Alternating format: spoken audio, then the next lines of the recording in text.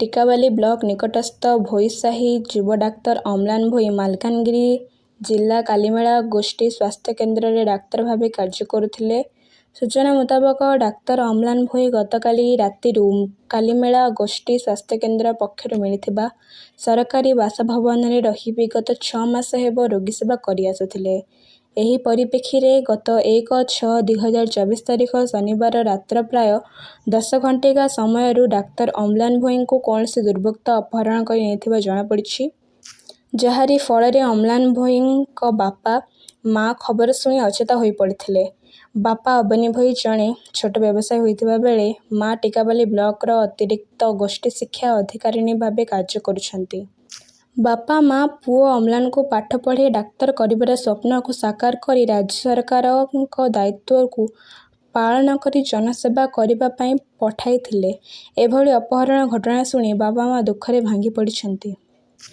एणु बापा माँ राज्य सरकार मालकानगिरी जिला प्रशासन और कंधमाल जिला प्रशासन को निवेदन करिसेंती एवं स्थानीय टिकावाली थाना रे एक लिखित अभियोग करी पुओ किपरि सुरक्षित भाव निज बापा माँ कोल को फेरिबो सेथिपई समस्तक आगरे गुहारी करथिबार जଣାपड़िछि। एभली एक डाक्तर अपहरण घटना को नहीं टिकावाली अंचल बासी को चकित कर देइछि। एबीओ टिकावाली अच्छी मो ना विनोदिनी सामल आ मो पुओ अम्लान कुमार भोई। आम शुणा पाचु खबर कागज बाहर टीवी बाहर जे आपण पुओ जो मालकानगिरी थे कालीमेला ब्लॉक रे अपहरण करके निखोज अच्छा प्रचार हो कौन करेंगे? हाँ सर मु तो जाइली मोर काउंटिंग ट्रेनिंग थिला मु जस्ट बालीगुड़ारू काउंटिंग ट्रेनिंग सारिकी मु फेरुली बाट मु फोन पाइली जेमती न्यूज रे एमती सब खबर प्रसारण होउची सेठी मु बेहोश हो जाइली आ मु जानियो पाइली जे मो पुओ को कौन सी दुर्वृत्त अपहरण कर नहीं चंदी आ मु चाहूची जे भी नहीं चंदी तार जेमती किछि भी क्षति न करिकी ताको फेरई दियंतु आ सरकार को पाखरे निवेदन करूची से जेमती भलरे से घरे पहुँचो से प्रचेषा जारी रखु। केते वर्ष हेलानी सेठी थिले पुओ? पुओ गत जनवरी 12 तारिख रु सी सेठी ओपीएससी रे पाइकी सेठी जॉइन करथिला।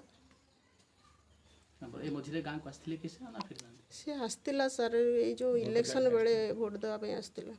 कोन कहउतले कि ताको असुविधा नाही से किछि कहिनी सेमती किछि विषय रे कहिनी। ये खाली परदिन भितरे ताको आउट फोन जोगाजोग करथिले कि? हाँ सी सब बेले तो मोर दिन में 2 थर 3 थर मुझे साथ जोगाजोग कै कहीं बाहर जिते 500 किलोमीटर दूर रे पिलाटा रोचे तेणु मु सबुदिन ता संगे जोगाजोग 2 थर 3 थर कौन जिते मन पड़ा खाइला पीला सब समय में ता संगे जोगाजोग कै। टिकावाली पुलिस स्टेशन रे बाबत रे आपण जाई साक्षात करछन्ती टिकावाली आईएससी? हाँ आमे ता पूर्व तो जाई आईएससी को थाना रे भेटिथिलु भेटला पर से बहुत सांत्वना देकी कथबार्ता करते एसपी को सहित कथा बोली कहले से विषय में पदक्षेप नौचती बोली कहले आ पुणी घर को मध्य आसते सी मु कालीमेला पुलिस थाना सहित कंटाक्ट रखी बोली कहले अति शीघ्र आपण को किसी भल न्यूज देवी आपड़ किसी व्यस्त हूँ बोली सांत्वना देकी जाइछन। मो ना अबनी कुमार भोई ग्राम टिकावाली जिला कंधमाल। आपण अम्लान डाक्तर अम्लान को बापा?